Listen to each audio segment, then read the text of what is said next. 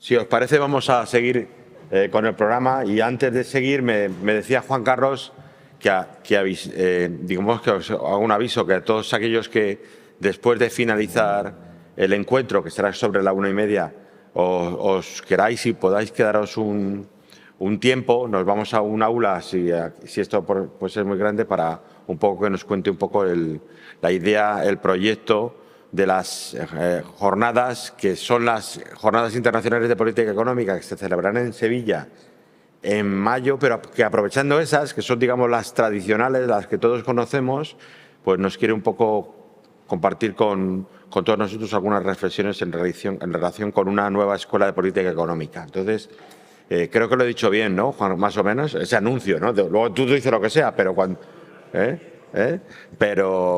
Pero eso es, ¿no? Entonces, eso era lo que quería decir antes de presentar y dar inicio a esta parte, que es como la segunda. Este encuentro tenía como dos conferencias, ¿no?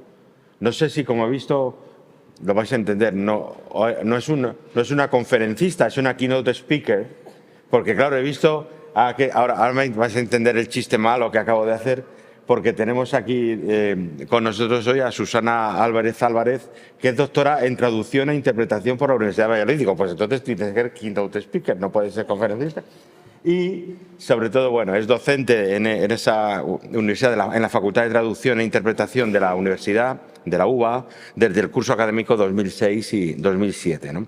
Su principal línea de investigación es la aplicación de las nuevas tecnologías a la enseñanza de la traducción especializada. En este campo cuenta con diversas publicaciones y ha participado en numerosos congresos a nivel nacional e internacional, así como en diversos proyectos de investigación, ¿no? Asimismo, ha coordinado numerosos proyectos de innovación educativa sobre el uso de herramientas tecnológicas en la docencia universitaria, sobre herramientas de evaluación por competencias, estrategia para fomentar el emprendimiento en la formación universitaria, así como proyectos para la planificación y diseño de MOOC y cursos virtuales, ¿no? En esta última línea de innovación educativa recibió uno de los accesos del Premio de Innovación Educativa del Consejo Social de la Universidad de Valladolid en 2016, y este mismo galardón le ha sido otorgado en la edición de 2018 del premio por un proyecto de innovación que tiene como finalidad desarrollar competencias profesionales de los estudiantes para mejorar su empleabilidad. Además, ha participado en diferentes cursos de formación docente en el ámbito universitario sobre el diseño de instrumentos de gestión y evaluación de TFGs, de TFMs, anotación y corrección de textos en formato electrónico, proyectos de innovación docente, así como talleres y cursos sobre el uso de herramientas digitales, diseño de asignaturas online y redes sociales aplicadas a la enseñanza universitaria. Ha sido, además, directora del Centro Virtuba, que es el Centro de Enseñanza Online, Formación e Innovación Docente de la Universidad de Valladolid, y desde septiembre ha sido desde septiembre del 20 hasta abril del 92 es la directora de este centro, y desde esa fecha hasta hoy es la actual vicerrectora de Innovación Docente y Transformación Digital de la UBA. Por tanto, habéis visto que si alguien tenía que venir es ella, y para hablarnos de lo que quiere ahora. Y quiero decir además que hoy la Universidad de Valladolid tiene uno de los actos más importantes que tienen todas las universidades, que es, no sé si el Día del Doctor es en vuestro caso, ¿no?, que es nuestro ANUA, que tenemos en otro sitio, y ella pues ha dejado plantada al rector por nosotros, cosa que es muy de agradecer, que en este balance quiera estar compartiendo con nosotros la mañana de hoy. Creo que, bueno, va a ser una conferencia magnífica, ya lo veréis.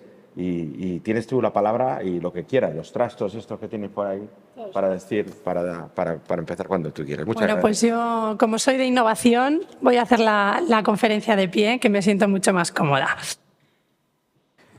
Bueno, pues en primer lugar, buenos días a todos y a todas. Muchísimas gracias a Rubén y al Instituto por haberme invitado a estar aquí en la Universidad de Alcalá, a la que, aunque he dejado al rector plantado, pues estoy encantada de estar aquí y encantada de hablar de, bueno, pues uno de los temas que creo que a todos nos preocupan, ¿no?, en este momento.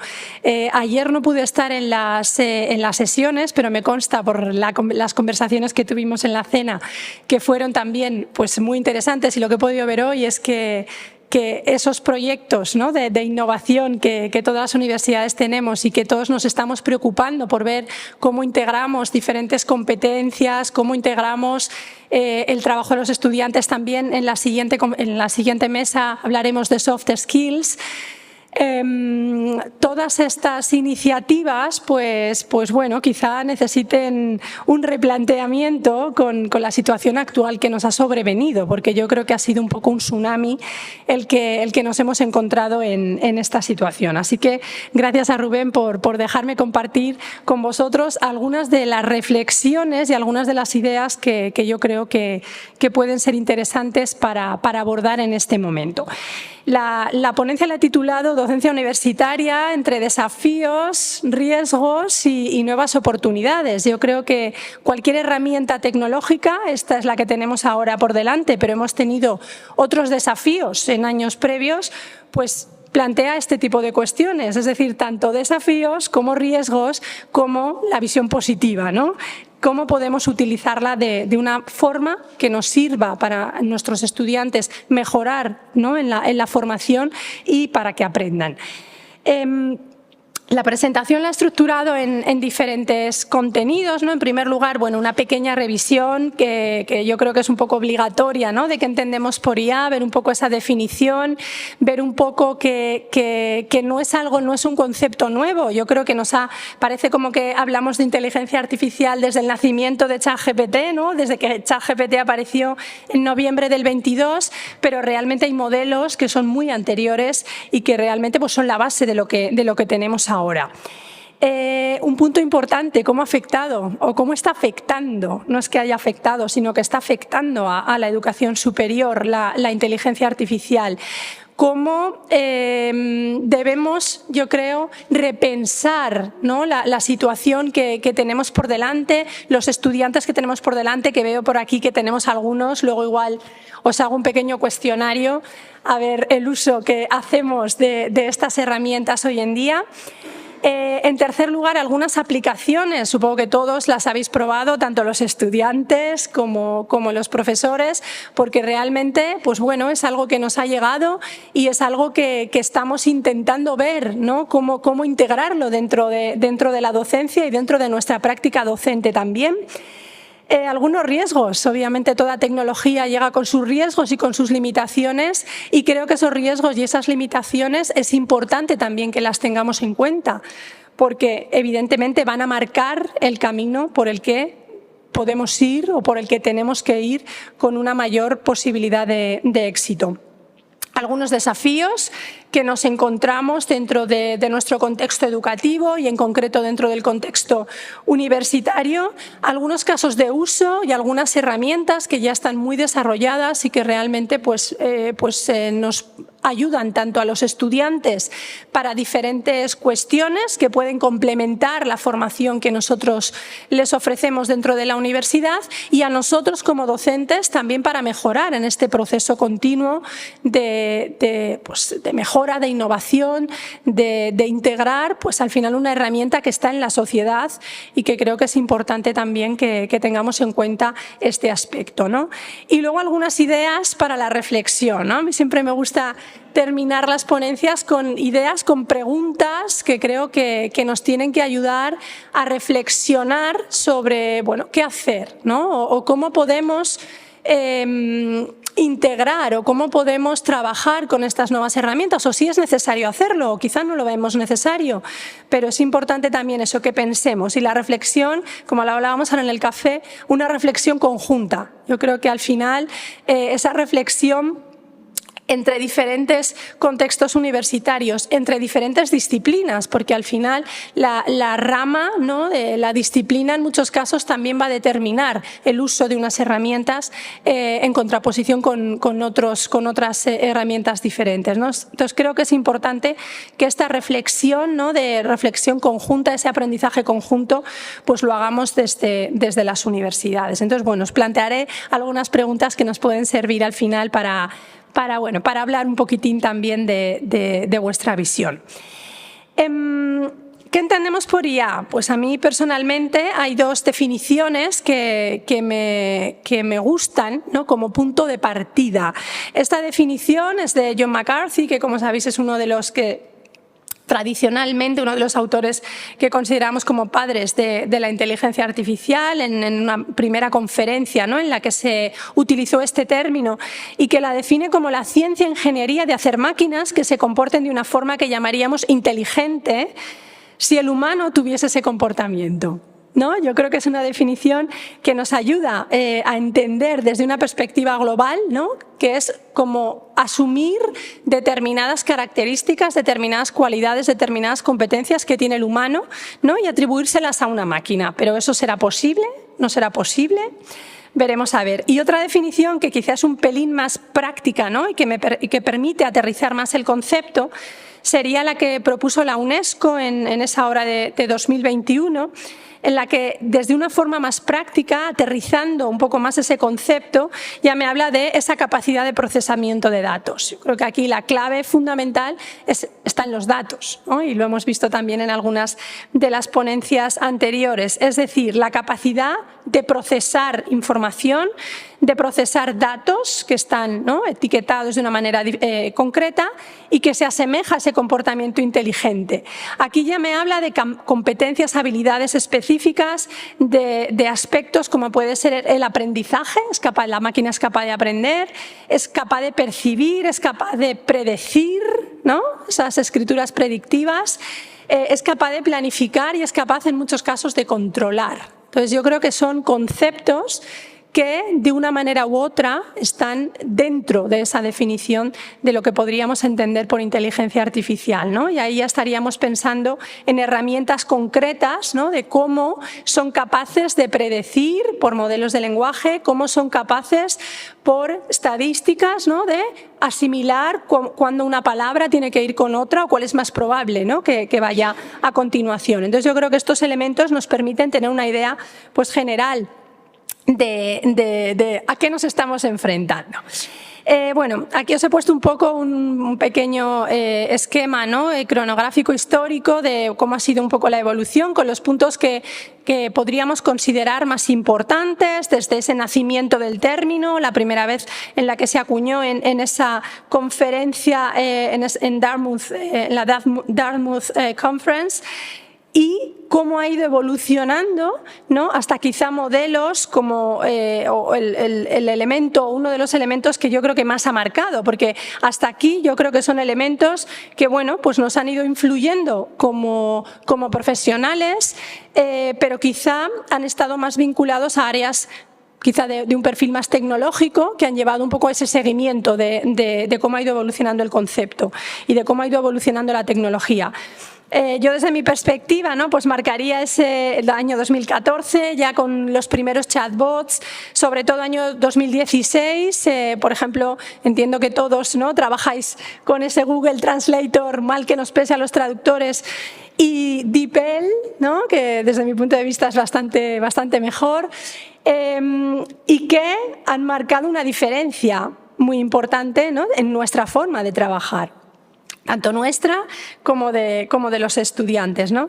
Y ese 2020, que yo creo que ha sido un poco el elemento en el que el año en el que ya nacieron los primeros modelos de GPT, ese 2022 como el hito fundamental, ¿no?, la eclosión de la IA, y yo creo que ahí podríamos empezar a hablar un poco de esa democratización de la IA, porque hasta este momento, pues en áreas no tan vinculadas con el desarrollo tecnológico, pues no habíamos tenido la posibilidad de trabajar con modelos de lenguaje, ¿no?, de una forma tan sencilla como lo hemos tenido a partir de ese momento. Entonces, ese momento de eclosión de la IA, ese nacimiento, ¿no?, de ChatGPT, que yo creo que han marcado un antes y un después en la mayor parte de las disciplinas.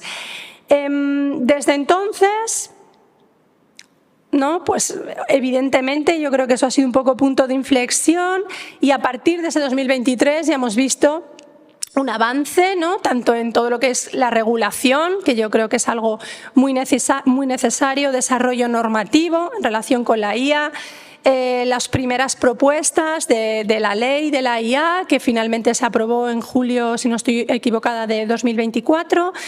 Pero digamos que ya empezamos a ver un poco, ¿no?, como otras necesidades, ¿no?, que realmente están muy vinculadas a ese desarrollo tecnológico. Entonces, 2024 yo lo marcaría como el año en el que se ha permeabilizado esa inteligencia artificial generativa con herramientas que realmente no solamente a nivel textual, sino también desde una perspectiva multimodal, ¿no?, nos han permitido, pues quizá con un conocimiento no demasiado amplio, ¿no?, pues crear recursos que nos pueden, desde el punto de vista docente, ayudar a trasladar determinados contenidos, ¿no?, de una forma más sencilla que lo que veníamos haciendo actualmente, y al mismo tiempo pues nos han permitido tener, ¿no?, o reflexionar sobre algunas cuestiones que desde el punto de vista normativo pues también tenemos que tener en cuenta, ¿no? Todo lo que es un poco la ética, la regulación de los datos, qué datos podemos utilizar, qué datos no, y ese tipo de cuestiones pues han venido marcadas por la parte normativa, ¿no? Pero bueno, ya tenemos un pequeño contexto, ya tenemos una pequeña visión, ¿no?, una pequeña análisis de esa evolución, pero ¿cómo ha afectado esto a la educación superior, ¿no? Pues bueno, sin ser alarmista, supongo que podemos ver estas noticias desde en los 2 últimos años, ¿no? Inteligencia artificial agita los cimientos de la universidad, ¿no? Siempre la noticia sensacionalista en todos los medios, es decir, medios más generalistas, medios más especializados, se ha hablado de este tipo de inteligencia artificial. La universidad afronta la irrupción de la IA, hice el TFG en 2 días y aprobé gracias a ChatGPT, ¿no? Como frase lapidaria. Yo creo que todos, ¿no?, lo hemos visto. Una estudiante española en Reino Unido, ¿no?, muestra cómo hacer un TFG en menos de 1 hora. La UMA, que había por aquí algún compañero de la UMA, advierte a sus profesores del posible uso de los alumnos del ChatGPT para realizar trabajos. Todas estas noticias son desde mediados de 2023. Una TikToker redacta un TFG en 1 hora con ChatGPT, ¿no?, en La Vanguardia, publicaciones diarias. O esta, por ejemplo, que es de hace 2 meses en The Guardian, ¿no?, que habla de que ese uso, ¿no?, cheating, ese uso pues no demasiado académico, digamos así, ¿no?, de la inteligencia artificial, pues está un poco sobrepasando el sistema educativo. Pero bueno, yo ahí mantengo la esperanza positiva, ¿no? Teachers shouldn't despair, o sea, no desesperéis, que algo podremos sacar de aquí, ¿no? Entonces, todos estos titulares, ¿no?, ponen de manifiesto que realmente algo ha pasado, ¿no?, desde la irrupción de estas herramientas en la sociedad, y al final son herramientas que los estudiantes tienen a su disposición, ¿no?, y que, bueno, pues hay que ver qué hacemos ahí, ¿no?, qué hacemos con ellas. Yo creo que la situación inicial que todos hemos vivido, ¿no?, y yo así lo percibo por los profesores de mi universidad que piden formación, ¿qué vamos a hacer? Necesitamos herramientas antiplagio que detecten todo esto, no nos sirve Turnitin, necesitamos muchas más cosas para detectar todo esto. Yo creo que ha sido el pánico total, ¿no? Es algo nuevo, no sabemos cómo enfrentarnos a esta nueva situación, a este nuevo contexto. Yo creo que es un contexto nuevo, ¿no? Pánico, situación de ¿qué hacemos ahora? ¿Qué hacemos? Pues bueno, quizá yo creo que podríamos denominar que junto con otras anteriores, ¿no?, pues es una gran transformación esta que tenemos por delante. Y es una transformación que nos ha venido como un tsunami realmente, ¿no? Y yo me gusta mucho esta esta frase que plantea Mer Pretzke, que es presidenta de Digital Education en la Universidad de Manchester, y que habla que, claro, todo esto viene después de la COVID, que yo creo que ha sido un momento en el que todas las universidades, al menos en el contexto español, han tenido un antes y un después en todo lo que tiene que ver con herramientas, en todo lo que tiene que ver con digitalización. Y claro, ahora ya que los profesores estaban mucho más relajados, ¿no?, y querían volver a ese back to normal, ¿no?, volver a la normalidad, pues ahora nos llega esto, ¿no? Entonces, esta nueva situación, esta disrupción, nos va a permitir volver a la normalidad. ¿Hay normalidad? ¿Esto es la normalidad o a partir de ahora va a ser la normalidad? Luego, bueno, son cuestiones que tenemos que ver un poco cómo las afrontamos y cómo desde la reflexión tenemos que ver cómo las podemos integrar, porque yo creo que al final las herramientas están a disposición. Al principio, cuando se lanzó ChatGPT, pues yo recuerdo profesores que nos decían no, tenemos que sacar normativas que no permitan el uso de la IA. Digo, muy bien, ¿y a dónde vamos a llegar con esto? Quiero decir, o sea, esa posibilidad del mal uso ha estado ahí cuando había ChatGPT, cuando no había ChatGPT. Ese uso poco académico, ¿no?, ha existido siempre, o sea, siempre se ha copiado en los exámenes, ¿no? Porque ahora nos estamos asombrando porque tenemos por delante una herramienta que desconocemos. Yo creo que es un poco eso, el miedo a lo desconocido. Y claro, yo aquí planteo, claro, es un cambio de paradigma, o sea, son otras coordenadas educativas las que tenemos hoy por delante. Y bueno, y quizá esto nos debería obligar, ¿no?, a pensar cómo lo hacemos, cómo lo integramos, pero no ya solo porque mis estudiantes lo hagan, ¿no?, lo usen para un mal uso. O sea, no preocuparnos. Yo creo que las primeras preocupaciones han sido esas, las de la integridad académica, es decir, mis alumnos me están copiando, mis alumnos, yo les mando un trabajo y me lo están haciendo con ChatGPT, ¿no? Eso lo oímos a diario. Pero claro, yo creo que estas preocupaciones por la integridad académica pues han nublado un poco el potencial que puede tener esta herramienta bien aplicada, ¿no?, como cualquier herramienta bien aplicada.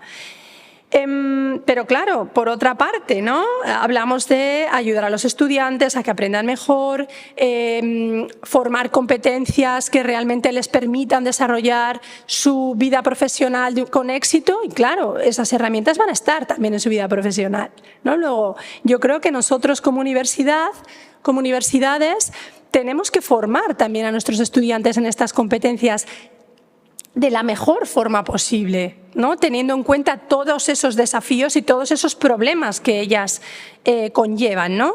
De hecho, recientemente, en este año, hace un par de meses, salió este marco, ¿no?, que supongo que conocéis, de la UNESCO, con un marco competencial específico para los estudiantes en relación con contenidos relacionados con inteligencia artificial, ¿no? Luego, por un lado, se nos está pidiendo que esas competencias las desarrollemos, las integremos dentro de nuestra propia práctica docente.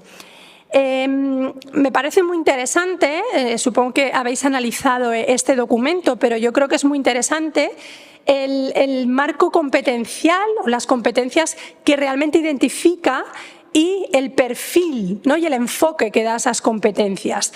En este marco de referencia se identifican sobre todo 4 aspectos, ¿no?, 4 subcompetencias, pero el enfoque, ¿no?, tiene en cuenta aspectos básicos, como es ese human-centered mindset, es decir, que el enfoque a la inteligencia artificial tiene que ser siempre desde la perspectiva humana, es decir, hombre domina máquina, no al revés.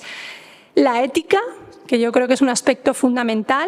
Por otra parte, la visión pues más práctica, es decir, qué tipo de tecnologías están ahí, para qué puedo utilizar yo esas tecnologías, cómo lo puedo integrar tanto en la práctica de aprendizaje como en otro tipo de prácticas, ¿no? Por ejemplo, investigación, gestión, es decir, diferentes aspectos que es importante también desarrollar, ¿no?, dentro del perfil universitario. Y quizá ya la cuarta, que es un poco más especializada, tiene que ver más con el diseño del sistema, es decir, con esa resolución de problemas de forma muchísimo más aplicada, ¿no? Entonces, a mí personalmente me parece muy acertada esta visión, ese enfoque sobre todo de las 2 primeras competencias, porque realmente pone de manifiesto el punto clave, es decir, que el humano tiene que estar controlando ¿vale? esa inteligencia artificial, y realmente la parte ética, esa ética de los datos y esa ética en el comportamiento y en el uso tiene que estar también presente en la formación que nosotros le damos a nuestros estudiantes. Los elementos fundamentales que se establecen en este marco, ¿no?, que yo creo que se deducen un poco de estas competencias, son estos que tenéis aquí. Por una parte, ese enfoque crítico, y volvemos a las soft skills, ¿no?, tan manidas, que realmente, ¿no?, en todos los planes formativos deberíamos de trabajar de una forma clara estas soft skills. Y aquí no puede ser de otra manera. Ese enfoque a la IA tiene que ser crítico, no es usar ChatGPT porque sí, sino que yo tengo que saber discernir que eso que me está dando la máquina tiene sentido o no tiene sentido. Y si no lo tiene, yo tendré que saber documentarme y saber por qué no tiene sentido. Entonces, ese enfoque, esa visión crítica que resulta en que yo no me fíe de lo que me está produciendo la máquina.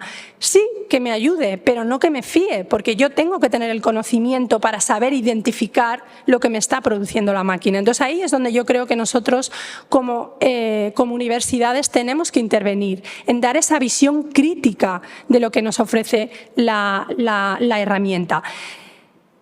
Obviamente, eso pasa por priorizar, ¿no?, lo que comentaba previamente, el humano frente a la máquina. La máquina me sirve, es una herramienta, es un instrumento que me sirve, pero evidentemente el humano tiene que estar detrás. Lo mismo, cuestiones relacionadas con la sostenibilidad, y lo hemos estado hablando también esta mañana, ¿no? Ha sido una de las cuestiones más criticadas también, ¿no? El hecho de que, pues, al final hay un consumo pues muy grande pues, en este caso de máquinas, ¿no?, de procesamiento, que realmente pues, no son sostenibles desde el punto de vista medioambiental.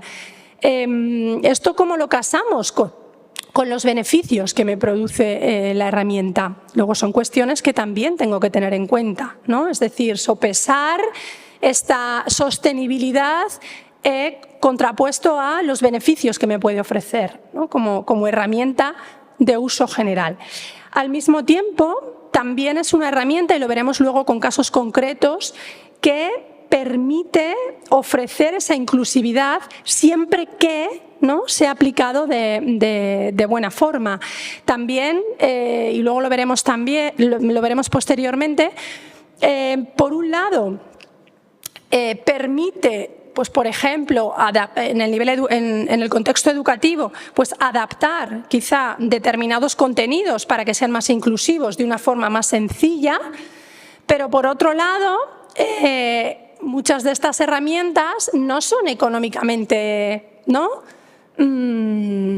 accesibles para todo el mundo. Luego ahí hay una contraposición que también es importante tener en cuenta. Inclusividad sí, pero por otra parte están produciendo también una brecha entre gente que se puede permitir usar determinados tipos de herramientas y gente que no se la puede permitir. Entonces, son cuestiones que también tenemos que sopesar.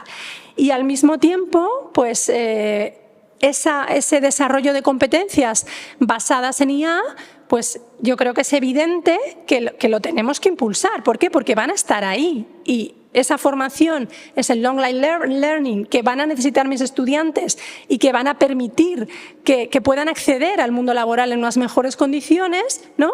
Pues evidentemente lo tendremos que enfatizar también, lo tendremos que impulsar desde las universidades. Y yo planteo, bueno, quizá lo que tengamos que hacer nosotros como docentes es, pues, repensar un poco nuestra docencia, ¿no?, o nuestra evaluación, porque yo sobre todo, bueno, la docencia al final es enfoque, ¿no?, el cómo trabajamos las cuestiones dentro del aula, y lo hablábamos anoche en la cena, ¿no? Si los modelos que quizá nos han servido hasta el momento me sirven ahora, ya no solo por la IA, sino porque la sociedad es otra y los estudiantes son otros, ¿no? Y hay muchos factores ahí pululando que realmente influyen en ese contexto educativo. Entonces, yo creo que todo pasa por esa reflexión y por ver cómo esa integración me puede permitir, pues, mejorar, y me puede permitir que mis alumnos aprendan, que aprenden de otra forma, sí, pero que aprendan, ¿no? Entonces, yo creo que esa reflexión y que ese replanteamiento en muchos casos, tanto de los enfoques metodológicos como sobre todo los enfoques de evaluación, pues lo tenemos que hacer, ¿no? Y yo creo que por lo menos, al menos en nuestra universidad, estamos insistiendo mucho en eso, en que el problema quizá no está en la herramienta, porque herramientas hemos tenido a lo largo de la vida, ¿no? Y ahora pues tenemos nuestro campus virtual, que lo utilizamos para unas cosas y que hace 15 años no lo usábamos porque no lo teníamos. Entonces nos hemos tenido que adaptar a esa nueva situación. Pues esto es otro proceso de adaptación, pero yo creo que ese proceso de adaptación pasa por la reflexión y por ver un poco cómo si esas pruebas, por ejemplo, de evaluación que yo mando, sirven o no sirven para valorar lo que estoy haciendo. Porque quizá, ¿no? Yo no sé quién está haciendo esas tareas que yo estoy mandando a mis estudiantes. Algunas aplicaciones que yo creo que pueden ser interesantes en nuestro contexto.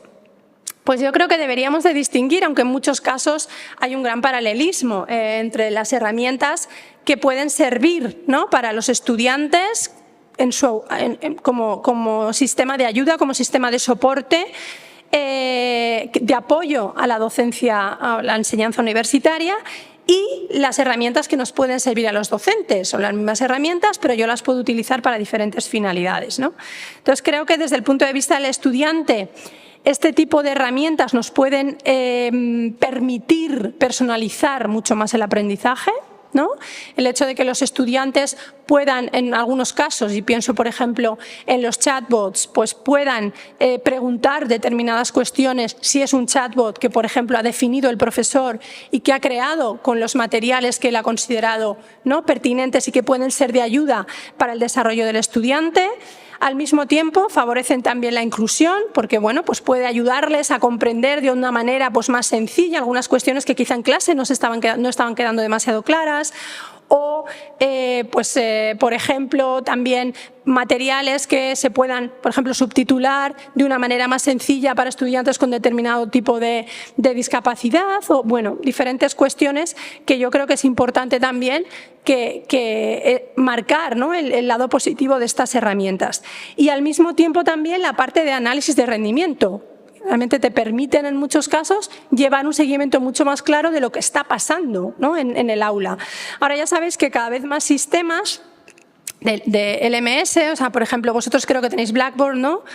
Moodle serían un poco los habituales, ya llevan elementos un poco de IA para todo lo que es el control de analíticas, te permiten detectar comportamientos que se están produciendo en esas aulas virtuales que te pueden levantar pues una alerta de que bueno, pues un estudiante lleva mucho tiempo sin entrar, algo está ocurriendo, quizá necesite un apoyo. Ese tipo de cuestiones pues también de forma automática se pueden realizar y pueden ser una ayuda. Por otra parte, creo que también es una herramienta o bien enfocada, puede ser una herramienta de soporte, ¿no?, para los estudiantes y para mejorar ese proceso de aprendizaje, por ejemplo, mediante la evaluación. Son muchos los estudiantes y ya hay estudios que marcan un poco pues, qué tipo de usos, ¿no?, hacen los estudiantes. Luego pondré también un vídeo que justo me saltó ayer viniendo en el tren, digo, creo que lo voy a añadir a la presentación, viendo el uso que hacen los estudiantes de este tipo de herramientas, ¿no? Luego, si queréis, podemos interrogar a estos tres que tenemos aquí. Claro, lo de siempre, bien utilizado, la herramienta es fenomenal. Otra cosa es que pues, utilicemos ChatGPT para hacer el trabajo sin ningún tipo de reflexión y se lo envíe directamente al buzón de mi profesor, ¿no? Obviamente esto no nos lleva a ninguna parte. Pero para mejorar la evaluación, para tener, por ejemplo, más problemas que yo puedo resolver, además de los que yo he hecho en clase, para plantear cuestionarios que me permitan valorar mi autoaprendizaje, es decir, ver hasta qué punto yo estoy entendiendo esto que el profesor me ha planteado dentro del aula. Luego, son cuestiones que me ayudan o que me pueden permitir aprender más, ¿no? O sea, utilizar las herramientas como vehículo de aprendizaje. Dentro de este aprendizaje personalizado, pues bueno, me puede ayudar a entender, ¿no? Luego en el vídeo veremos que hay una alumna que dice, me ayuda a entender cuestiones que en clase no entiendo. Bueno, ahí podemos discutirlo, ¿no? Digo, eso está también el profesor para que preguntes en clase aquello que no estás entendiendo. Pero bueno, te puede servir como recurso de apoyo también, ¿no? Lo de antes no es sustitutivo, tiene que ser complementario. Bien.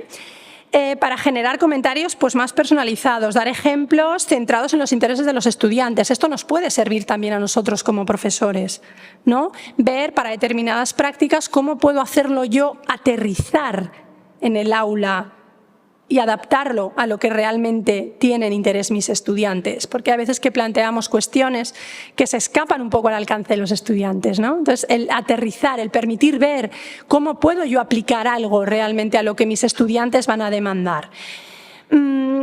La generación de contenidos, yo creo que esto es uno de los puntos fuertes de la IA generativa, que me van a permitir pues, generar materiales, ¿no? Tanto a los estudiantes como a los docentes, y que nos van a permitir pues, crear diferentes recursos que pueden pues, mejorar o que pueden ofrecer otro punto de vista también para el aprendizaje.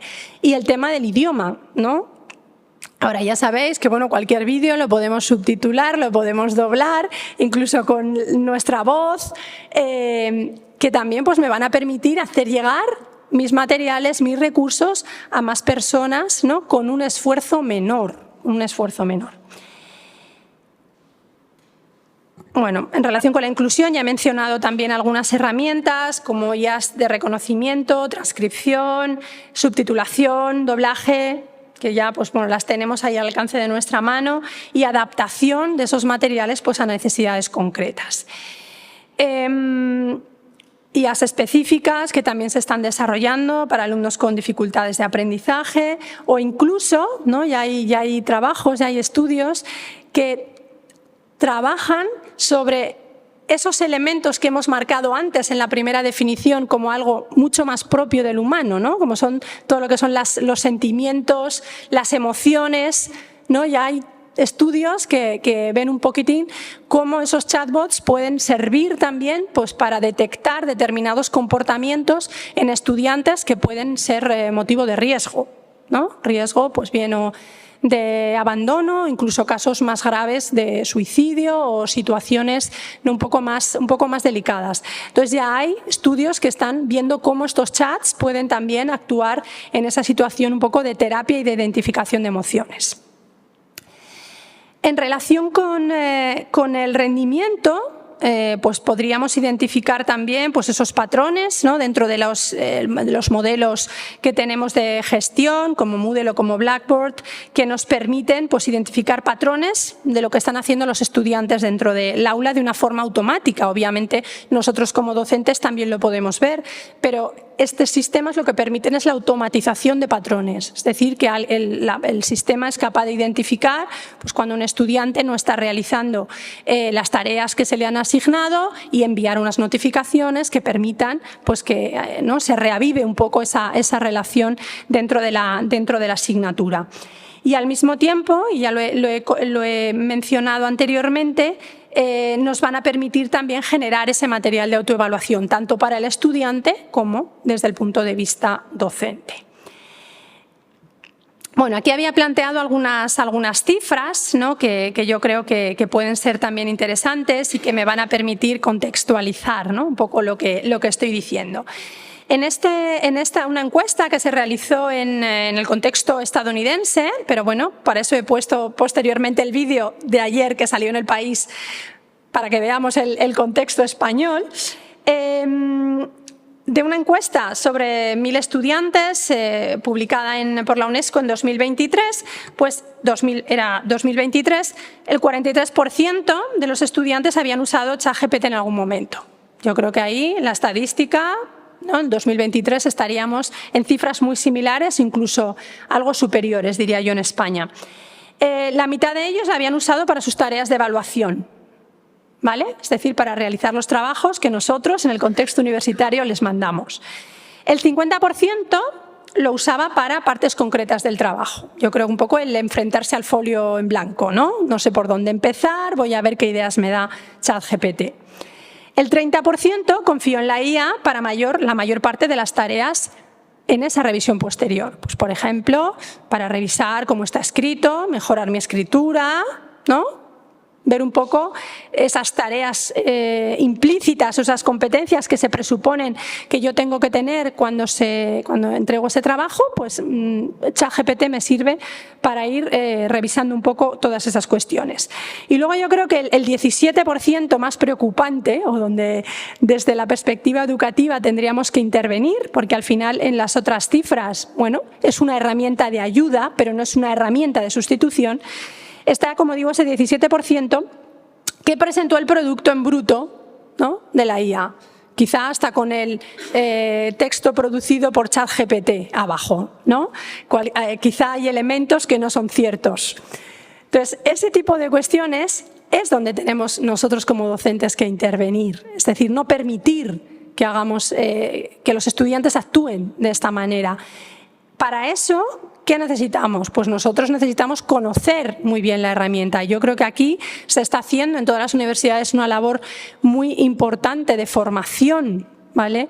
Y antes lo hablaba también con Beatriz en el café. Yo creo que la formación obviamente tiene que ser transversal porque son herramientas que nos sirven a todos, pero también la formación disciplinar creo que es importante. Es decir, que nosotros como colectivo, como disciplina, sepamos qué herramientas son las que pueden ser más útiles en nuestra formación, porque yo entiendo que herramientas de IA no es lo mismo, en vuestro caso, política económica, que ingeniería informática.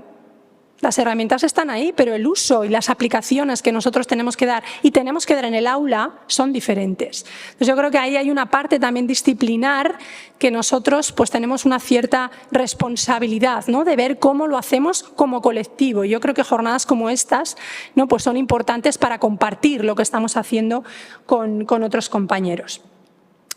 Y aquí, como decía, teníamos el contexto estadounidense, que yo creo que no es muy distinto al contexto que tenemos en España. Y este es un vídeo que justamente me saltó ayer viniendo en el tren en TikTok y dije, qué casualidad, ¿no? Y lo he añadido para que veamos un poco, está la visión de los estudiantes y está la visión también de los profesores, ¿no? Yo creo que es totalmente...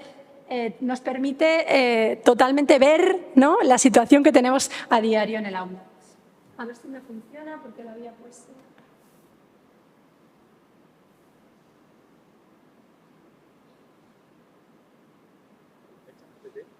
Sí. Sí. Yo sí, en mi caso sí que lo suelo usar. Yo también lo suelo usar. Yo lo utilizo, sí. Yo también. Sobre todo lo utilizo cuando tengo que estudiar, pues para que me explique algunas cosas que no entiendo. Sí. Sí. Sí. Yo en mi caso sí que lo suelo usar. Yo también lo suelo usar. Yo lo utilizo, sí.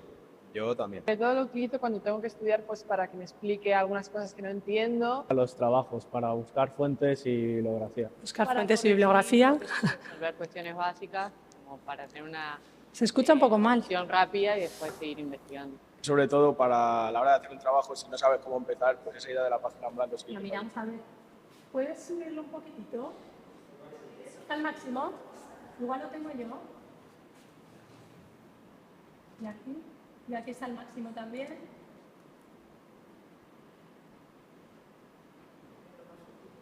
Sí. Bueno, pues lo dejamos aquí. Te puede ayudar a saber. No, porque sale del audio. No, sale por... Entonces, y a la larga neutraliza la creatividad. Bueno, neutraliza la creatividad. Pues, ¿qué pega tiene? Tú estás pagando para hacer una asignatura que te tiene un profesor. ¿Lo pongo? De ChatGPT, estás perdiendo el tiempo. Muchos alumnos me han confesado que le piden a ChatGPT que le haga los planteamientos, hacen un corta y pega. Corta y pega. Y yo no lo hago para que hagan eso, sino para que piensen, ¿no? Desde que lo uso, pues pienso mucho menos por mí misma y me esfuerzo muchísimo menos. O sea, yo tengo cualquier cosa que hacer y me voy al chat. Para escribir noticias, pues le digo el tema, le digo un poco la cantidad de palabras y tal. Y por no querer buscar más a fondo en Google Académico, en la biblioteca o más así, como lo acabas teniendo más fácil, pues acabas recurriendo a eso. Se trata de meter en los alumnos y los estudiantes unos principios de querer ellos por sí mismos hacer las cosas que les mejoren. Si tú les consigues motivar, ellos mismos son los que no van a hacer uso de la inteligencia artificial de esta forma que te digo, ¿no? Sin pensar. Van a hacer uso de ella como yo enseño en clase, ¿no? Es decir, oye, ya he hecho mi algoritmo. ¿Hay alguna forma de mejorarlo? Y ya él, y digo, ¿y por qué? Y explícamelo. ¿Y por qué esto falla? Yo lo utilizo como un amigo, como un profesor particular. El objetivo los cumple más si lo haces por ti mismo, porque es cuando aprendes. Eso de hacerlo. O sea, pero el hacerlo entero.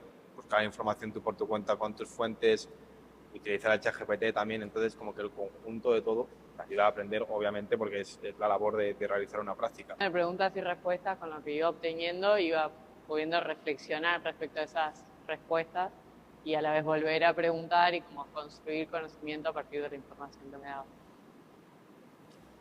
¿Os sentís identificados? ¿Profesores y estudiantes? ¿Estudiantes?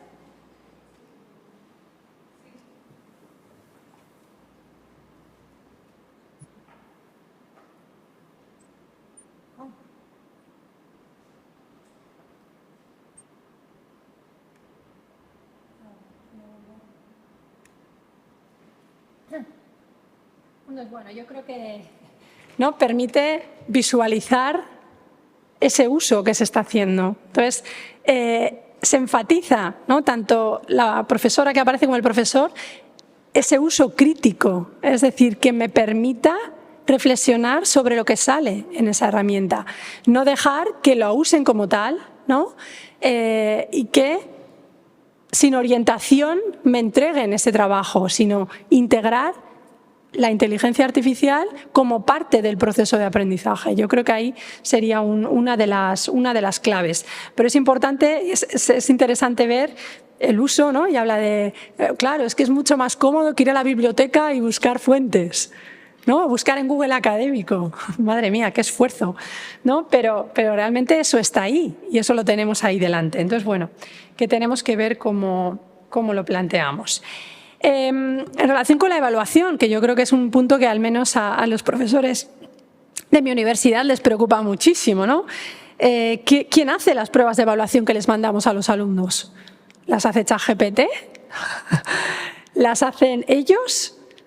Claro, pues quizá dependa de las pruebas de evaluación que yo les esté mandando, ¿no? Si yo les mando un trabajo, pues yo no voy a tener garantía de cómo. Otra cosa es que yo vaya viendo el proceso de cómo van haciendo ese trabajo, que yo replantee esas tareas de evaluación que yo estoy planteando en el aula. Pero realmente, ante ¿no? el uso de estas herramientas, pues yo creo que eso, que pasa por una labor de rethinking, ¿no? de volver a pensar lo que estamos haciendo. Desde el punto de vista del docente, algunas también las hemos ido viendo, pues creo que es un momento maravilloso para diseñar nuevos materiales de aprendizaje, materiales multimodales que nos permiten también comunicar, y ya no solo desde el punto de vista docente, sino también yo creo desde el punto de vista de investigación, desde el punto de vista de divulgación. Tienen un gran potencial para permitirnos, a partir de materiales que nosotros ya teníamos elaborados, pues hacer otro tipo de formatos que nos permitan llegar a un mayor número de personas, tanto en formato podcast como en formato vídeo, como en otro tipo de formatos.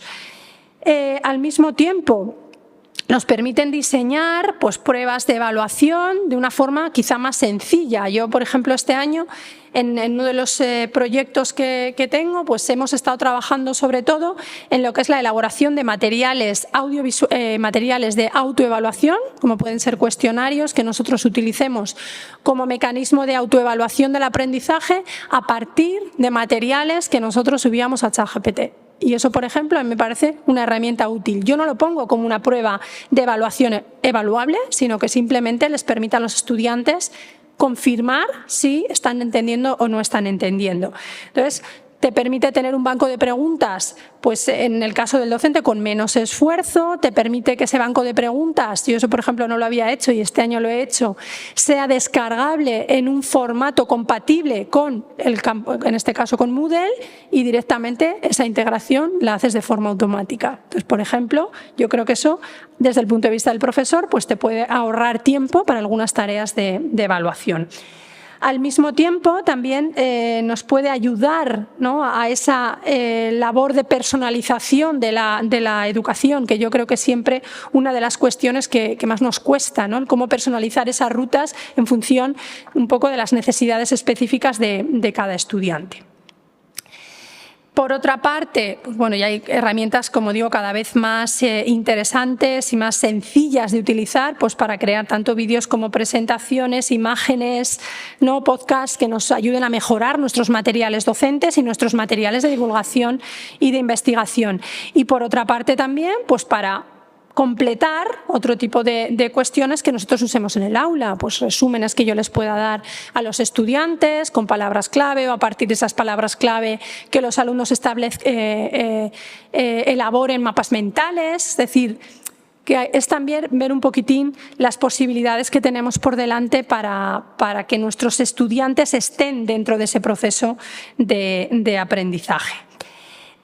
Aquí os había puesto un par de páginas que yo creo que a mí personalmente me gustan, que es esta de Yataka, que es una página en la que se recogen y se actualizan pues diferentes herramientas de inteligencia artificial. Yo el problema que tengo con las herramientas de inteligencia artificial es que cada día, ¿no?, son como las setas. Salen cada día 4, entonces es imposible estar al día de lo que se está produciendo, ¿no?, y de la evolución que herramientas que tú ya conocías están sufriendo día a día, ¿no? Entonces, es una manera de una forma un poco más o menos organizada, tener localizadas herramientas que nos pueden servir. Bien, herramientas para vídeo, herramientas para texto, herramientas, por ejemplo, específicas para hacer resúmenes, ¿no? Hay diferentes tipos de herramientas que nos pueden permitir eso para diferentes fines. Y lo mismo también como recomendación para los estudiantes, ¿no? Obviamente no podemos trabajarlas todas, pero quizás sí ver un poquitín lo que hay para diferentes fines y que nos sirvan para esa aplicación directa en el aula. Al mismo tiempo, también, por ejemplo, en Educación 3.0 tenéis también un repositorio de diferentes herramientas específicamente para educación superior, que yo creo que también puede ser interesante. Luego os puedo pasar la presentación si queréis. Igualmente, esta herramienta que es de Futurepedia, no sé si la conocéis, que es como un repositorio muy grande de herramientas de inteligencia artificial, con un buscador que en el que tú puedes poner por medio de unas palabras de búsqueda esas pues, diferentes tipos de herramientas y para qué las quieres. Entonces te aparecen los distintos tipos de herramientas o instrumentos que tú puedes utilizar. Entonces yo creo que también esta la podéis tener como referencia o por lo menos entrar para echar un vistazo. Otro elemento también bastante polémico y del que se está hablando mucho en los últimos años es el tema de la evaluación, usar herramientas de evaluación desde el punto de vista docente para evaluar, con herramientas de IA, evaluar a nuestros estudiantes, darles un feedback personalizado. Entonces, hay varias experiencias que se están llevando a cabo pues, con chatbots, ¿no?, en los que tú pues, les dotas de la información relacionada con los contenidos que tú ves en la asignatura y a partir de ahí pues, tú le puedes ofrecer una rúbrica de evaluación al chat y con las entregas que te hacen los estudiantes, obviamente anonimizadas, es capaz de ofrecerte una primera aproximación, ¿no?, a un feedback personalizado a la entrega de esa tarea, en función de los criterios que tú hayas incluido en la rúbrica, ¿vale? Y es una cuestión que estamos trabajando con algunos grupos de innovación docente ahí en la universidad, pero evidentemente esto pasa por un human, ¿no?, revision, o sea, tiene que haber siempre esa parte humana, o sea, igual que a los estudiantes no les podemos permitir que nos entreguen el trabajo tal cual sale, pues nosotros como docentes tampoco podemos no darles el feedback tal cual sale de la herramienta, sino que yo tendré que comprobar y tendré que ver eso que me está ofreciendo, ¿no? Pero también es una cuestión que bueno, está ahí también sobre la mesa y ver un poco cómo esas tareas de revisión y tareas de feedback automático se están también desarrollando en los últimos tiempos. Aquí también hablaba un poquitín de las plataformas, ¿no? Por ejemplo, Blackboard o Moodle, que ya tienen pues, esas tecnologías de analíticas de aprendizaje vinculadas con inteligencia artificial, para que esos procesos pues nos permitan llevar un seguimiento de los estudiantes mucho más efectivo, sin la necesidad de estar nosotros pendientes de cuántos estudiantes han entrado, cuántos me han entregado la tarea, cuántos no, y ver si se está produciendo algo pues que no es lo deseable dentro de la asignatura. Algunos riesgos, creo que muchos ya se han puesto de manifiesto y han salido a lo largo de la presentación, pero yo creo que es importante también ponerlos de manifiesto, y hemos hablado esta mañana de sesgos, ¿no? y de pues al final estereotipos, y yo creo que con la IA es evidente, ¿no? Y supongo que habréis hecho la típica prueba con DALL-E de imágenes, ¿no? En los que tú pones enfermeros trabajando en el hospital y salen todas enfermeras, por ejemplo, ¿no? En este caso, o de cualquier otro tipo de profesiones o cualquier otro tipo de contextos, pues hay unos sesgos, porque esos datos originales pues están sesgados, ¿no? Entonces esto es una cuestión que también como docentes tenemos que tener en cuenta y tenemos que educar a nuestros estudiantes en esos datos que están saliendo de ahí, ¿no? Porque están sesgados. Entonces el uso pues tiene que ser crítico, y volvemos otra vez a ese pensamiento crítico.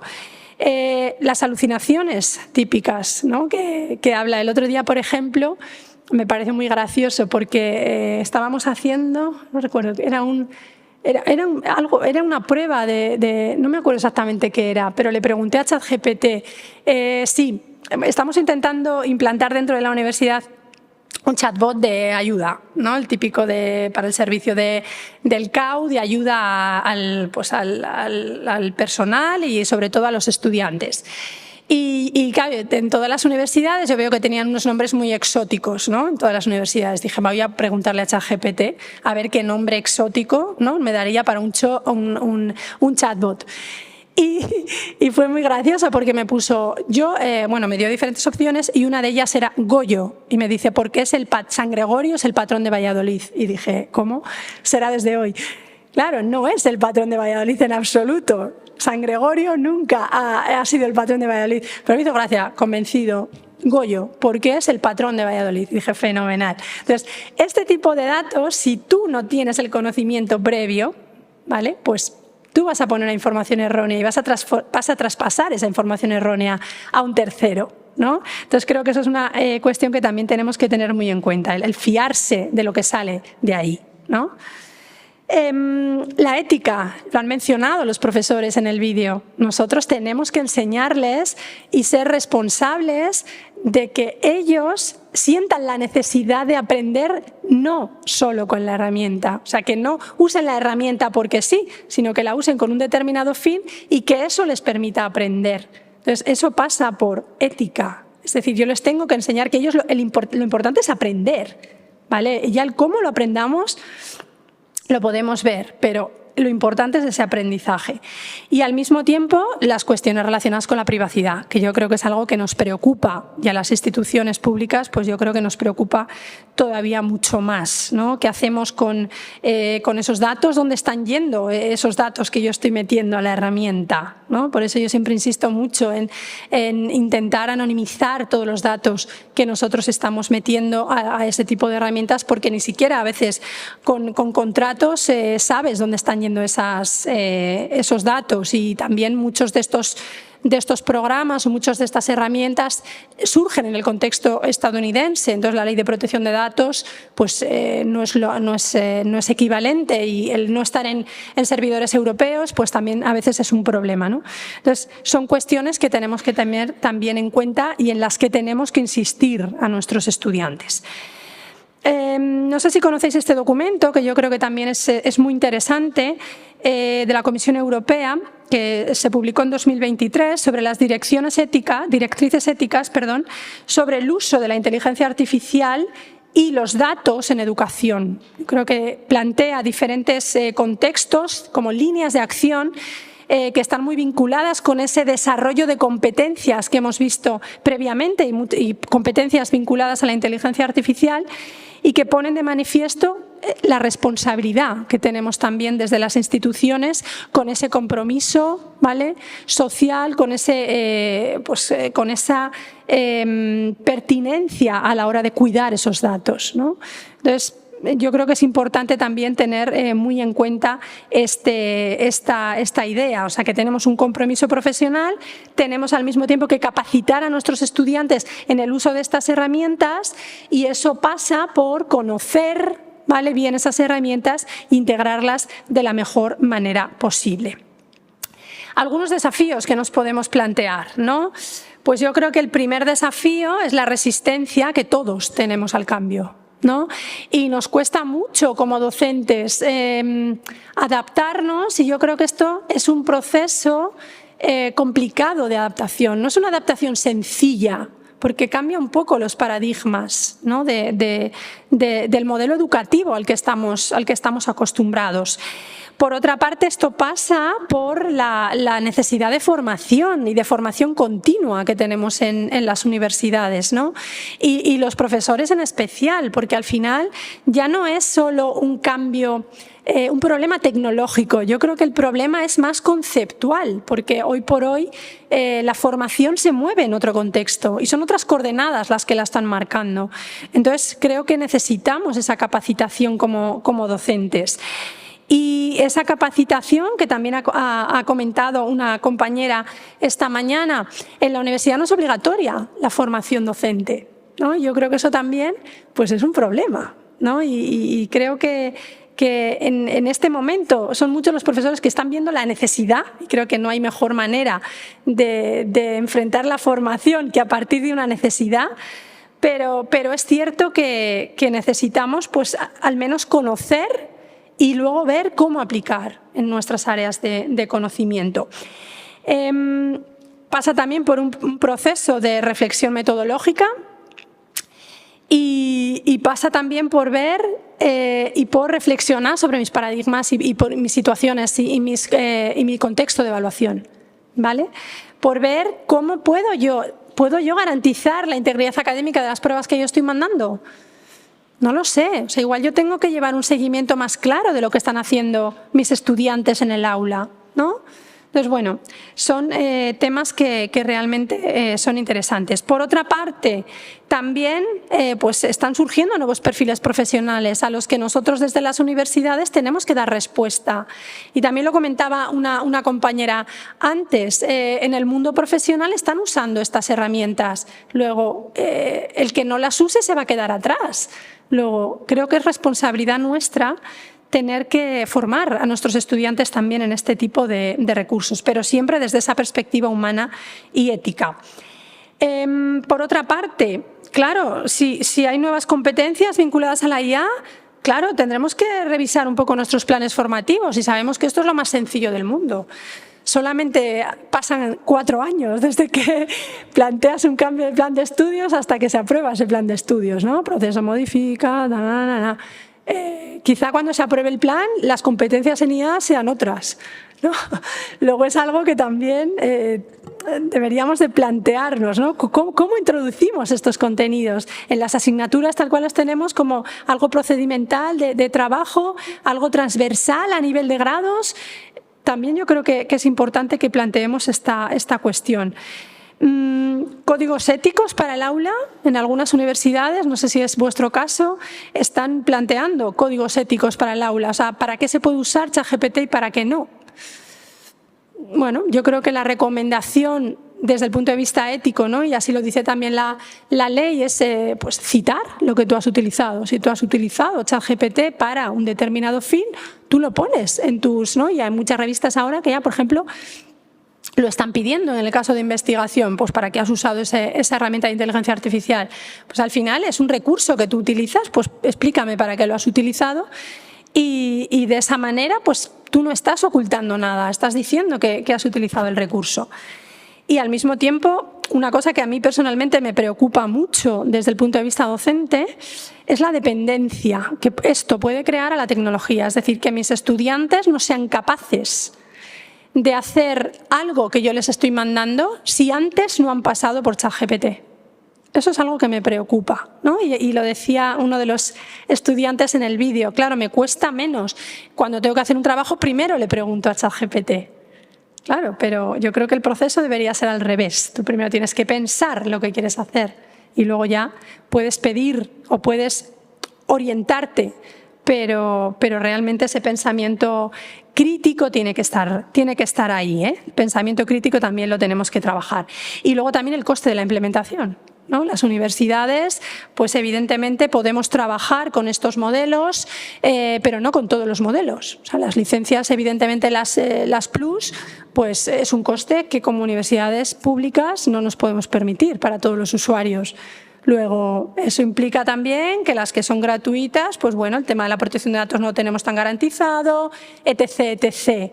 Pero realmente son cuestiones que, como marcaba anteriormente, van a poner de manifiesto también esa brecha que sigue existiendo.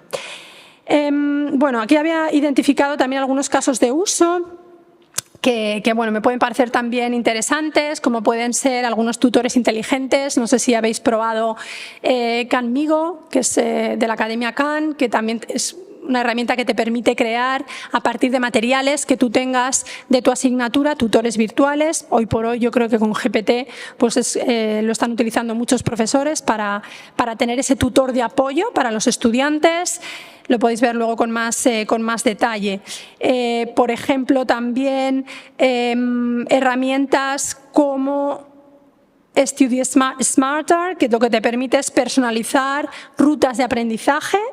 Yo creo que también es interesante que le echéis un vistazo. O esta herramienta que lo que te permite es generar módulos de contenido a partir de, es decir, toda la experiencia educativa, tú planteas los objetivos, planteas los contenidos y a partir de ahí de forma automática te va generando preguntas, ¿no? Cuestionarios, etc. O sea, como elementos, herramientas que te permiten una integración total de esa secuencia didáctica. Y luego, por ejemplo, otro tipo de herramientas, no sé si tenéis Booklab aquí, pero ya en la nueva versión pues ya te incluye esa inteligencia artificial para la creación de preguntas a partir de materiales que tú le proporcionas a la herramienta. Entonces, bueno, son también ayudas que nos pueden servir. Aquí os había puesto también otra, un poco más vinculada con la parte de análisis de vídeo, que, bueno, pues si alguno está interesado, pues luego lo podemos comentar más en detalle. Y ya para terminar, algunas ideas, ¿no? que son las preguntas que os voy a lanzar y que podemos ahora pues, utilizar como punto de partida para un pequeño debate. Y bueno, en esta primera reflexión pues os planteaba que hay muchos empleos, ¿no? Que según pues cuestionarios, encuestas de 2020, pues son totalmente automatizables, ¿no? Y creo que eso es algo que también lo tenemos que tener en cuenta. Las empresas van a contratar a nuestros estudiantes para determinadas cuestiones o van a utilizar una máquina y los estudiantes van a estar para otra cosa. Yo creo que también es algo que hay que poner sobre la mesa. ¿Están preparadas las universidades para este cambio de paradigma? ¿Y los docentes? ¿Estamos preparados? ¿No estamos preparados? ¿De quién es la responsabilidad? ¿Es individual del profesor? ¿Es la institución la que tiene que, ¿no? velar porque todo esto, esta integración sea lo más sencilla posible? Y aquí aprovecho un modelo que presentaron, no sé si estuvisteis el otro día en el webinario de REDU, que Rubén ya me dijo que había estado, el webinario de REDU, de la Red Española de Docencia Universitaria, en el que se presentó este modelo que a mí realmente me pareció muy interesante y es de integración holística, ¿no? de la IA en las universidades. Entonces, claro, ahí hablaba de que realmente esto no es responsabilidad de profesores, centros, universidades, sino que es una responsabilidad obviamente común y que todos los elementos, él hablaba de diferentes niveles, ese nivel macro que sería la institución, tiene su responsabilidad a nivel de cómo integrarla en investigación, cómo integrarla en docencia, cómo integrarla en gestión. Lo mismo en los centros, que sería un poco la forma de aterrizar, ¿no? esas políticas que la universidad pueda poner sobre la mesa, aterrizarlas a los centros, aterrizarlas a las disciplinas. Y, por último, el nivel micro, que serían los profesores y los estudiantes, que yo creo que es importante también ese diálogo profesor-estudiante. Y, evidentemente, estos niveles hay una relación, ¿no? tanto de bottom-up como de up-bottom. Es decir, influye esa decisión institucional en cómo operemos hacia niveles inferiores, pero digamos la revolución tiene que surgir también desde abajo, desde la parte, ¿no? Desde el aula, que realmente ver las necesidades, ver qué es lo que yo necesito en mi aula. Para eso compartirlo en los centros y que eso llegue a la universidad. Entonces me pareció como punto final, me pareció una reflexión muy interesante para realmente ver que esa responsabilidad es común, ¿no? Y es una responsabilidad que tenemos todos como institución, ¿no? Como instituciones públicas de formación. Y aquí planteaba también, ¿nos convertiremos los docentes en meros supervisores del aprendizaje automático? Lo dejo ahí sobre la mesa, espero que no. ¿Estamos creando una generación demasiado dependiente de la tecnología o ya es dependiente de la tecnología? Entonces yo creo que son cuestiones que tenemos que plantearnos, ¿vale? Y que ahí dejo sobre la mesa para que, si tenemos 2 minutitos, podamos establecer un diálogo. Así que nada más, muchas gracias.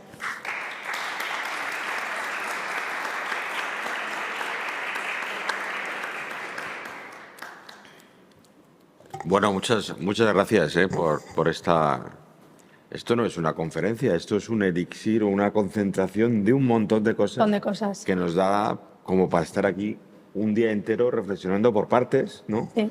Cada una de ellas, pero desde luego para aquellos que estamos, no tanto estamos preocupados, pero ocupados, y yo creo que todos estamos preocupados y empezando a ocuparnos, ¿no? Creo que esto es... en fin, todo lo que nos has contado tiene mucho interés y nos va a servir para también cambiar algunos paradigmas nuestros, ¿no? No hablabas del cambio de paradigma, pero para nosotros esa visión y esa, como te decías al principio, esa preocupación que ha venido primero, lógicamente, a hacer el giro para que lo tengamos en nuestro servicio. Entonces, hay unos minutos, si alguien, yo tengo aquí el micro, si alguien tiene alguna... Ay, gracias. ¿Alguna cuestión o quiere entrar a saco a las preguntas del final? Las pongo otra vez, Lo que queráis, Sabéis que vamos con retraso, pero no, a diferencia de ayer, no nos cierran el edificio, se nos cerrará el estómago, pero el edificio no. Solamente intentar responder a una de las preguntas que has hecho. Preguntas que si estamos preparados las universidades. Hay algo que desde hace tiempo, al menos en mi universidad, estamos intentando promocionar, y es que ciertas cosas de apoyo al alumnado se hagan desde un ámbito que estaba perdiendo peso dentro de la universidad, que son las bibliotecas. Y desde las bibliotecas se están introduciendo, ya el Google académico es una forma de facilitar la labor. Pues cuando surgió, pues las bibliotecas enseñan al alumnado a utilizarlo bien para que el sistema de citación en los TFG y tal salga bien. Quizás sea una manera de irnos adaptando sin tener que pasar por planes de estudio de 4 años, y tal, que es imposible. Imposible. ¿Vale? Y ya tenemos un coste asumido en las universidades, que son las bibliotecas, y entonces creo que esa labor, que puede ser complementaria, puede ayudar a desarrollar. Sí, sí, totalmente de acuerdo. Yo, desde luego, revisión de plan de estudios no lo veo, no lo veo, porque aparte de que eso es la tortura china, cuando llegáramos a publicar, ese nuevo plan de estudios ya estaría obsoleto, nacería ya muerto ese plan de estudios. Entonces, quizá pase también por lo que se está haciendo en algunas universidades. Nosotros, por ejemplo, estamos trabajando un poco en esa línea, es desarrollar planes, digamos, alternativos de desarrollo de competencias digitales para los estudiantes, que lo que nos permiten es llegar a todos los estudiantes, obviamente no de forma obligatoria, porque ahí no forman parte del plan de estudios, pero sí trabajar determinadas competencias que creemos que son transversales y que son útiles para todos los estudiantes en planes específicos que ofertamos en el primer cuatrimestre, un plan con desarrollo de 5 o 6 competencias, y lo mismo, siguiendo un poco el marco de referencia de competencias para la ciudadanía, y lo mismo en el segundo cuatrimestre. Entonces, llevamos ya un par de años trabajando en este sentido. Trabajamos también en colaboración con la Junta de Castilla y León, que tiene un plan también desarrollado de competencias digitales, de tal forma que estamos intentando que nos lo acrediten para que el estudiante que haga, un poco también como como elemento de motivación, para que estudiante que haga estos cursos que ofrecemos directamente se les dé un nivel de competencia que al final pues bueno, lo puedes también acreditar dentro de tu currículum o como plan formativo extra. Pero yo creo que es importante y también eso, trabajar esas competencias porque son transversales, es decir, las van a necesitar para su vida laboral. Y estoy de acuerdo contigo en que las bibliotecas aquí desempeñan o tienen que desempeñar un papel importante, papel de formación, porque es verdad que muchos estudiantes, a mí me pasaba que llegaba a cuarto y no habían ido a la biblioteca o sea, con el TFG no hemos ido nunca a la biblioteca. ¿Cuántos son días de préstamo del libro? Y yo decía, ¿pero qué es esto?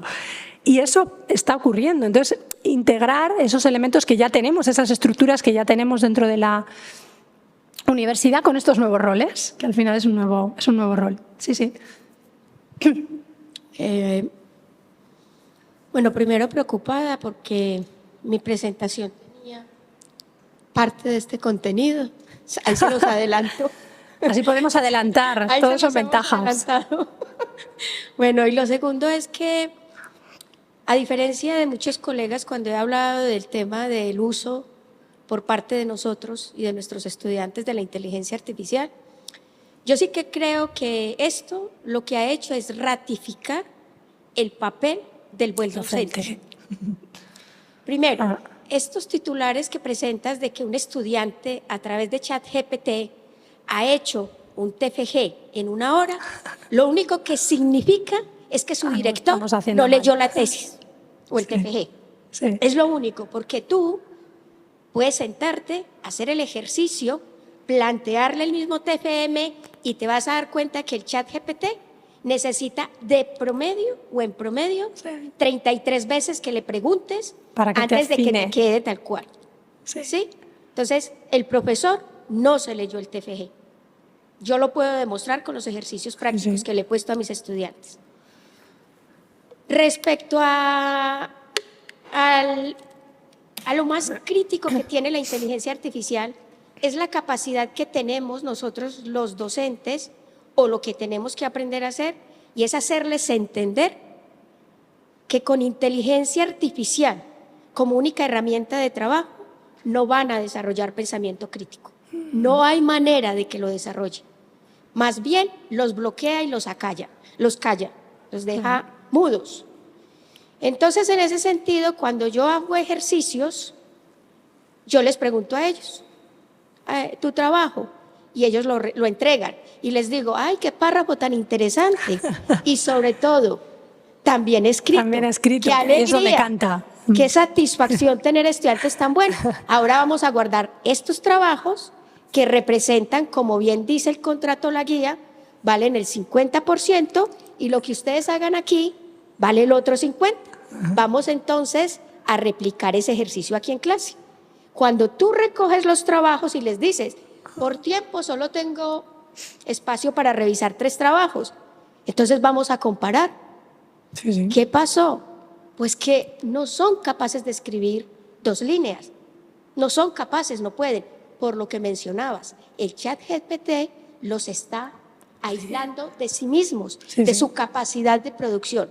Por tanto, todo esto a mí, por primera vez en mi vida, sin nada de ego, me ha llevado a darle valor a mi trabajo. Y digo, hombre, algunas cosas buenas he hecho. Entonces, no hay una alerta de mi parte ni alerto a nadie. Yo les pongo, para cerrar mi intervención, el caso de cuando les puse a hacer un ejercicio de oferta, de curvas de oferta y demanda. Los estudiantes, 5 de 6 grupos, me dijeron, intentamos hacer esa curva y nos da al revés. Y yo lo había hecho a mano y en el ChatGPT. Y les dije, ¿y por qué? Ven al tablero y yo te explico. Pero es que da al revés, ya lo hicimos varias veces. No importa, sal que yo te explico. Mis clases son un laboratorio. Vamos, aquí nos podemos equivocar, en el examen no. Vamos a hacerlo. Nada. No arrancan, no son capaces. Y les dije, miren, ¿qué es lo que pasa? El ChatGPT lo hace al revés. Aquí lo tengo. Y la mano de nosotros y nuestra cabeza puede hacerlo al derecho. Bien, correctamente. Entonces, no hay ninguna alarma.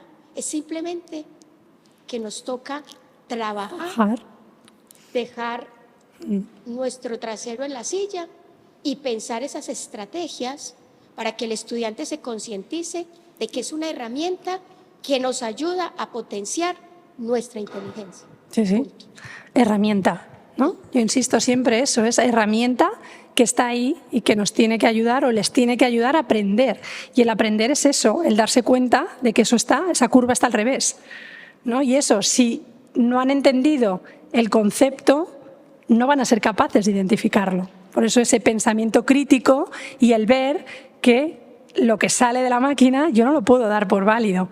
Yo tengo que intentar entender. Entonces, el integrar la herramienta en el proceso de aprendizaje yo creo que es clave, porque nos va a permitir a nosotros mostrar lo que realmente, ¿no?, sirve y lo que no sirve. Y para esto ves que no te está sirviendo por esto y que seas tú capaz de identificar que eso es erróneo. Yo creo que ahí está el aprendizaje, pero no lo podemos apartar. La herramienta, no podemos apartar la herramienta, porque la herramienta la están usando. Entonces, nosotros tenemos que conocer la herramienta, cómo funciona, ver dónde la herramienta no se puede equivocar, integrarla y decir, vale, aquí tenemos esta práctica, hazla con ChatGPT, dime si está bien o está mal, qué fuentes avalan ese resultado que tienes ahí. ¿Hay fuentes que lo avalan? Busca las fuentes que lo avalan. O justo lo contrario, cuando no encuentras fuentes que avalan ese resultado, pues evidentemente ahí está el aprendizaje. Sí, bueno, mi pregunta iba justo en la línea de lo último que estabas diciendo. Yo veo que la gran oportunidad de la inteligencia artificial es que les puede permitir a los alumnos centrarse en lo que es, en lo que son sus, bueno, en lo que es su capacidad de conocer las cosas mejor y en la racionalidad del conocimiento que tienen que aprender. Y claro, entonces cambiar el paradigma actual donde hasta ahora pues casi el 90% del trabajo que hacen es casi siempre un resumen de lo que ya existe, con el ChatGPT todo eso ya lo hace, con lo cual les tienes que centrar en lo que antiguamente era solamente un 10% de lo que hacían, que era lo novedoso, lo que podía ser construcción propia de ellos. Entonces eso es una gran oportunidad. Ahora, yo el año pasado, de hecho, lo que hice, por ejemplo, a mis alumnos, les digo, bueno, pues en esta sección me ponéis el resumen de ChatGPT tal cual, del resumen. Y luego vosotros hacéis una sección nueva de lo que es vuestro.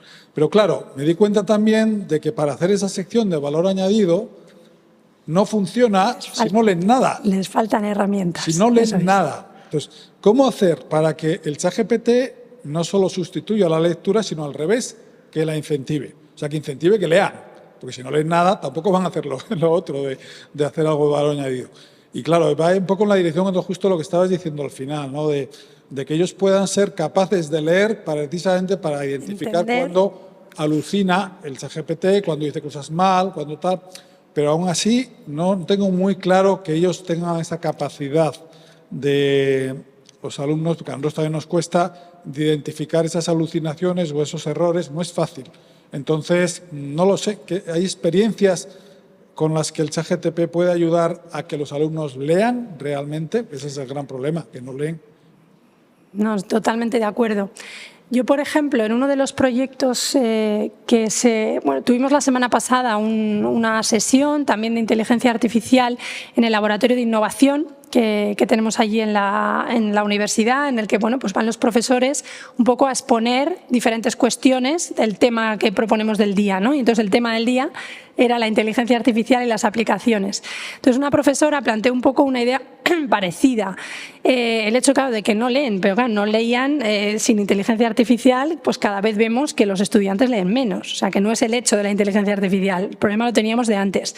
Pero claro, ahora se ve mucho más claro porque tienen ese recurso que les permite pues, producir textos que realmente suenan muy bien, aunque el contenido que haya detrás muchas veces no es el deseable.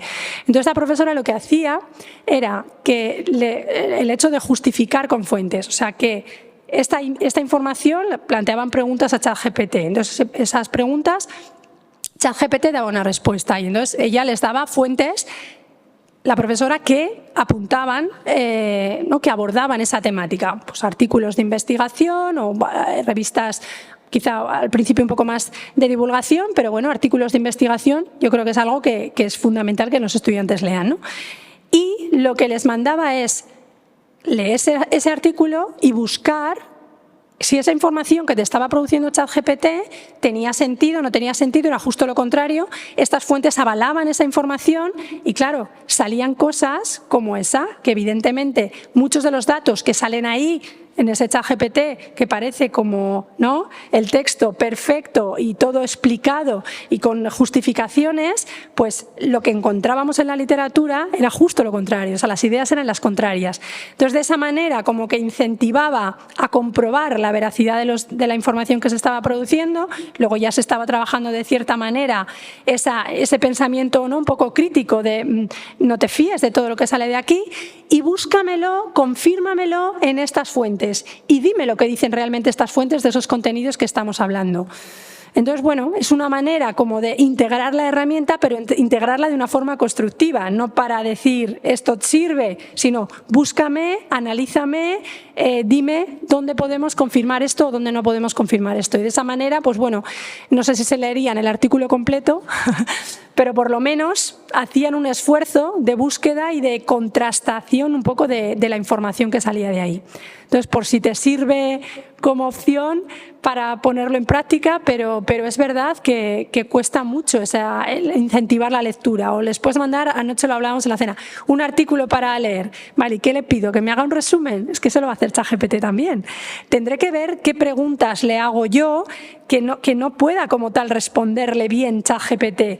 O sea, al final pasa por repensar un poco las cuestiones que nosotros les ponemos en el aula para que esas cuestiones no sean automatizables. Y si son automatizables, que permitan reflexionar sobre eso que sale de ahí.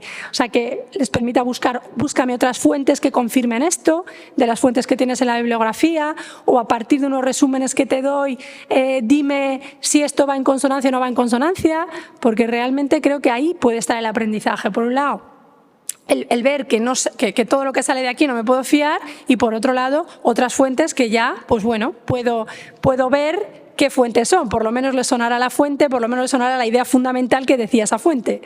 Yo creo que puede ser, ¿no?, un punto importante. Pues nada, muchas gracias. Rápido, Salvador, y porque vamos como pasar de hora, pero adelante. Bueno, muy rápido y una pregunta, una cuestión muy operativa.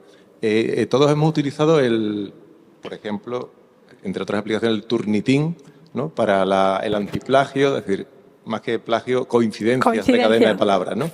Tengo entendido que este tipo de paquetes informáticos, pues que están desarrollando extensiones, sí, precisamente para detectar el uso de la IA, ¿no? Sí. La cuestión que se plantea, y me gustaría conocer tu opinión, ¿no?, pues que si la perspectiva de herramienta que le estamos dando, útil, bien utilizada, si tiene sentido en la universidad utilizar y que las propias universidades adquieran este producto, y si no es así también, o lo dejamos en un plano eminentemente ético. Ético.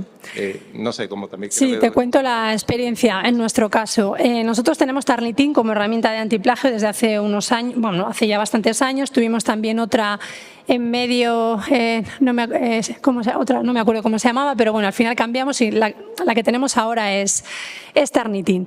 Y desde justo el año pasado empezamos a recibir mensajes de profesores. Oh, es que claro, esto detecta las coincidencias, pero no detecta la IA.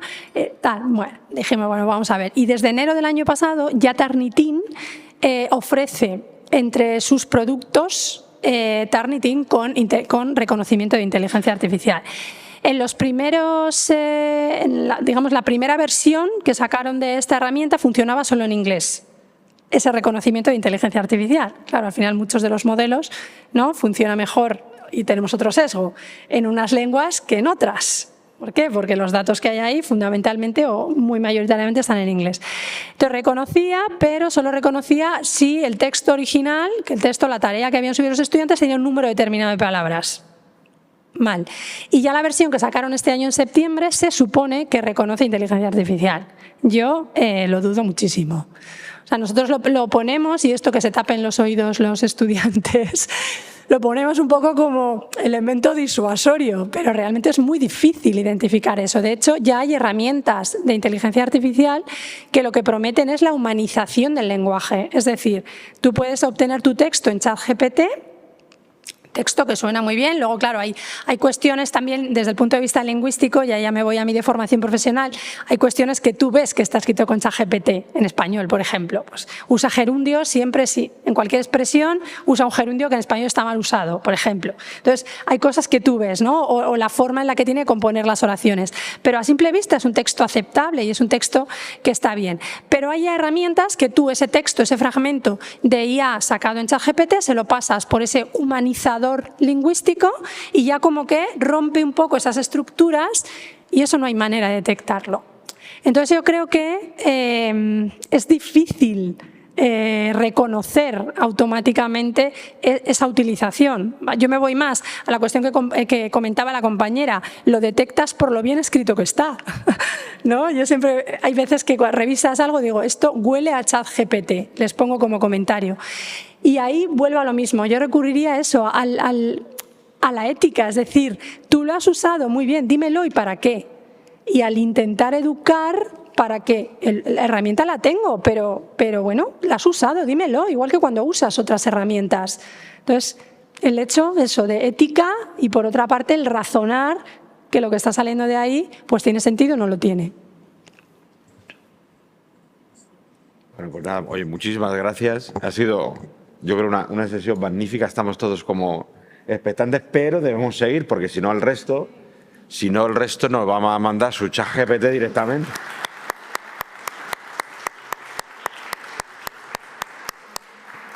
Susana, viendo el calendario, te invitaremos otro día cuando no tengas, no iba a decir otra cosa que hacer, no, porque siempre tienes cosas que hacer, pero otro día, un espacio mayor, porque nos ha encantado. O sea que te intentaremos convencer para que vuelvas en algún momento. Yo creo que eres tú, ¿no, Óscar? El que, adelante, pues, cógete los trastos que te toca a ti.